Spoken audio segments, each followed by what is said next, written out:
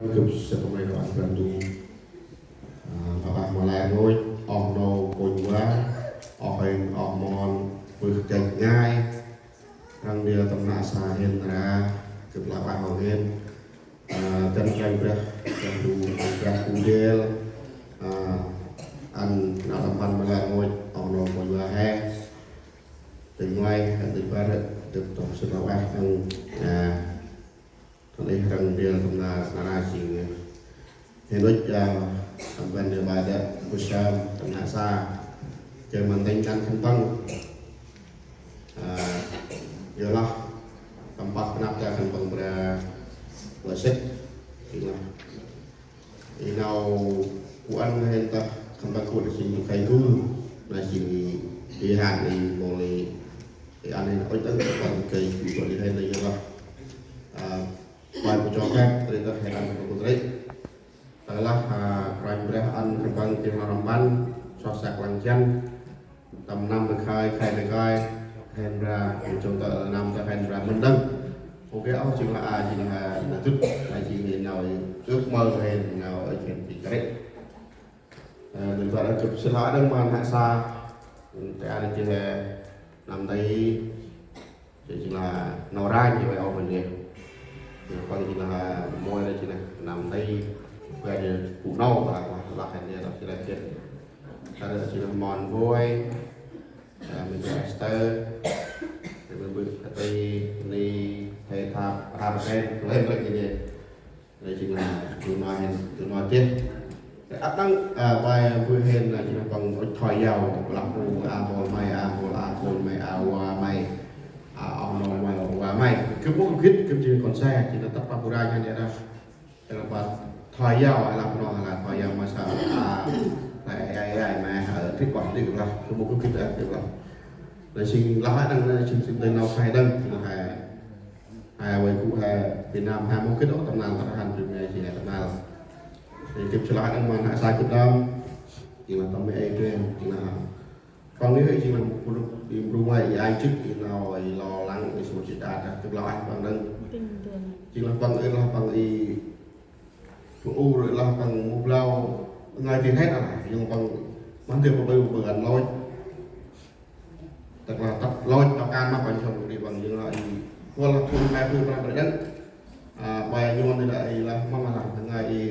thứ bên là phòng một lọ chỉ là bằng những bài nào quan tâm ba bài là đã ono quanh quanh từng bola bài bự chỉ là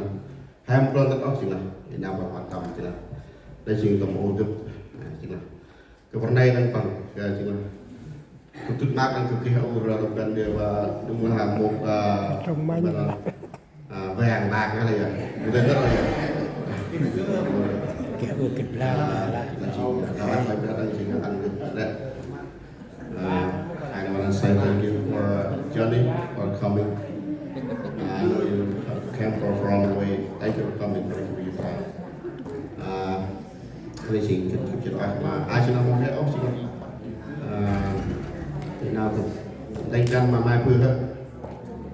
Hay tôi chỉ là đây hay làm việc là vì phụ tôi vừa cái mình làm lo. Chúng tôi đưa được cái ăn mà mình ở như là hay là buat mentor tema bukan pak tema sa mọc ọc mòn con sầu tùng bò mòn làm người ta mày người ta đây chỉ làm ác với cái đưa ăn mày ơn gặp đưa bà là hai cái kia là cha bố cha ru cái ốc thành là chỉ là kalau là yêu đây đưa cái mà tép ọc mòn làm tùng bò ra cái nó chui cho cái hết chỉ đưa thay đây chỉ đưa ma cả tầm hèn được hết mốc chỉ là chân thành ra mà ya soal sosial lancar tampan ya mà là tầm tay cái itu penting mình clear là mình chuồng đây được không để mà để mà là hai mình chưa ba năm đi sau chỉ có bên anh này bạn nguyên là chỉ có quả anh lo là không bạn nguyên mà bài bài là ăn múc là đom bàn đất là đom to thành mình là ăn đây là sao thì vừa cái nào đây rồi còn làm mình tươi làm một bà đây là nó là một tươi cái nhé mình bươi của hai là buổi sinh ra bây hai mình là bài cụ tính thứ tự là bài step của mình là lôi cho từng bước không mai bữa lại ai lôi được rồi thì mà mình phải tứ là lôi ai hồng chiêu riêng với cho tứ bỏ vậy bỏ chừng nào bỏ chừng bán cũng là bỏ họ hiểu thì bỏ rồi em chịu ăn rồi về thì lôi phỏng vấn cho tứ bỏ sao giá rất anh là đang nhiều rồi mà vừa em đọc tờ bên chỉ là mát để một vùng mặt họ nổ đồ to chỉ là nhiều là bạn mày sẽ được chỉ là tôi mai mãi thật sự chưa có anh chị mà bao nhiêu qua bao nhiêu thì là mà hèn ai mà ra ngoài mai thì chúng ta năm được vậy thì là thêm đào được một cái qua cho tóc và sơn và xoài mè mà miền Nam miền Cư miền Sam thì là thì cái ba tóc thì là một loại mày cho đấy tóc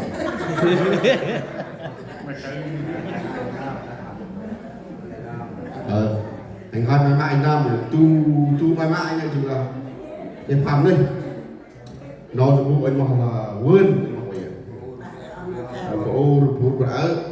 hay cái này hay lo làm đi quên đăng hay nhất mà một đợt tình tận anh mà tập là bè rang trên nó ăn thức là chỉ là cái tầm phạm nữa là ngồi hẹn là ngồi ngày bữa thì xịt ớt hay là chỉ là một gia đình lớn hay nhiều là cảm thấy thì lão ăn mà thì ông hên chuyến ngoài trong sân lão ăn mà mình đang dùng hạt áo làm tiền rồi làm tiền hay mà gương can như đó thì lại ngồi vùng gương can ăn mô mà nạc xa hết đó thì cầm ma không nghiên thì thân đi mình đã áp trong lòng đủ mà nạc xa hết đó thì ăn cái mà gel chỉ cần sao mà nạc xa hết đó mà hai em biết tầm mà bao giờ cấp mà ngồi mà hè ngày bao giờ hẹn bị tức này chỉ là mình là bố câu này chỉ là giờ bạn hẹn là chỉ từng bao tâm là mặt nạc xa hết mà thằng bằng là kia hè thằng bằng là chỉ lại ngồi thằng bằng bao nhiêu chú mỹ mạ thằng bằng lại hành lại đấy theo hôm của nó phải hay một họ bằng này coi giúp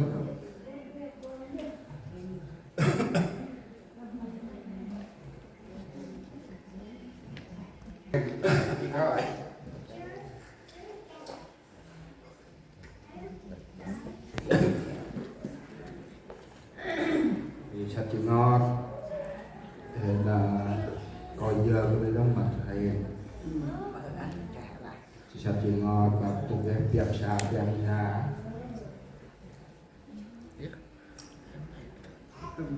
Nga lại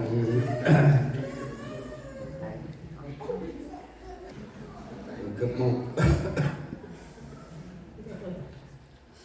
một cái bông xào ngùn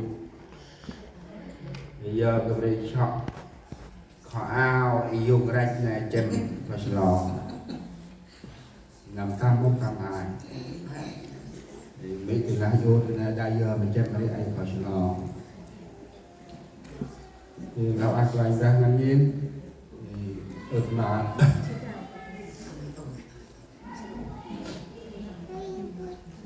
sao thằng băng thì học từ hay mà rút cái đi tâm cấp chính là lại ngồi chỉ trào đi thì coi giờ on đâu đi thì sao cái gì thì là thằng không kia thì không bằng từ hay này coi cực thì bằng từ tóc tá đâu nào này cực lâu á mà nạc xa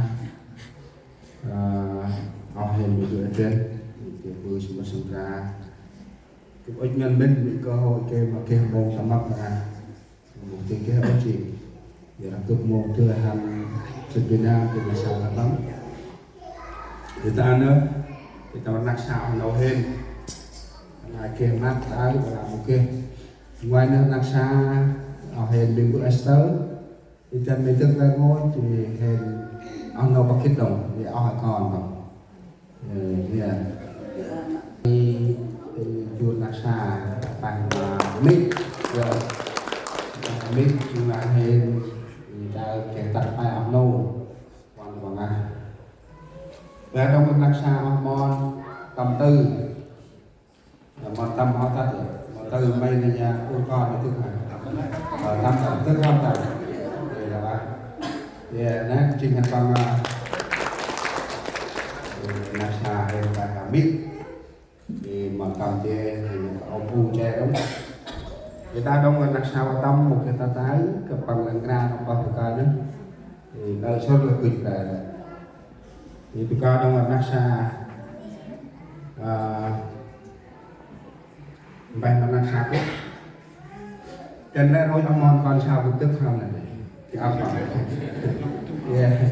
đây nói con anh con sao là tức rìa đây chỉ là nạc xà hên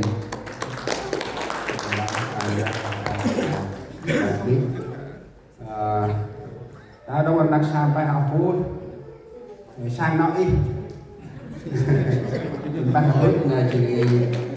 vui chỉ là ôi như ai chỉ là trẻ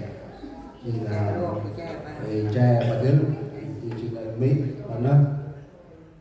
chỉ là đã học bằng ai chỉ là bằng mà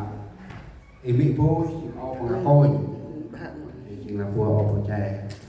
thìเราăn rành ra ta đâu còn riêng cái coi tôi xe là nhà tôi chỉ mi ăn bữa ta vừa thì ai chỉ là căn bằng thì coi tôi xe đặc sản cònเราăn rành raเราไม่ได้เกือบเราไว้đâu mà cùng cho hè một cái điện thoại hay nói chuyện sao thì đi còn và việc rào sang làm ăn để ăn uống na coi tôi xe thì ăn bạc ruột sốt thì ăn chơi hành vui thì cũng ăn ba hàng chân là sốt mỗi hai cái mê là mau ăn rồi mình sẽ nấu ăn mấy bao giờ thì một cái đông nào thì là phải là ăn còn mình sẽ cái đấy thì lâu ăn phải ra cơm nấu ăn là ngồi cùng cho hè ăn mồm ăn ra cơm ngọt đấy cái đấy là ngày một đêm áp đông để chân đi cùng trên cơm sinh nấu ăn mà bao giờ thì chôn cụ tay và cái mình là cái set mà khán đi nào ngoài cái mình là vừa rau một lao để xem rau một ring và ai là ấp nào hên bừng ngồi bạch đi thì tôi ở trên của mình là dừng buồn thì là ấp tên nào hên mặt rau thì khán đi thì còn giờ một ring một áp giờ sông xa ấp tên giờ đấy là giờ hên một tông sắp ở mà nào mặt rò đi chân nào giúp mà nào nè thì lão ác cực ngoài đây cái đấy cái con vai kia nằm ngoài mình có thể ăn thì nói đây mà nhạc xa mình bị duyên là ta thì ăn cùng trai thì tập à bên thì hành tập à thì câu thì cùng ban đấy thì chúng tôi là còn đua nghe năm thực tế đang sắp thì Việt Nam năm 2010 của Việt Nam là đi là cái Việt Nam thì là một cái mốc cụ thể thì là một cái chỉ là một cái bol một cái véo là thì cái đang là đòi quyền trên là đã trai qua chỉ là thời gian là ở lâu thì là một cái là này hoa mình bay một cái là này chỉ cái đó cái Việt Nam năm 2010 là cái mốc UPAP quay over thì nó UPAP quay over thì mốc cái tên là đi quay mai sau này đi ra trường ham cũng em đang tìm mấy cái trang thì tầm mốc này tầm sắp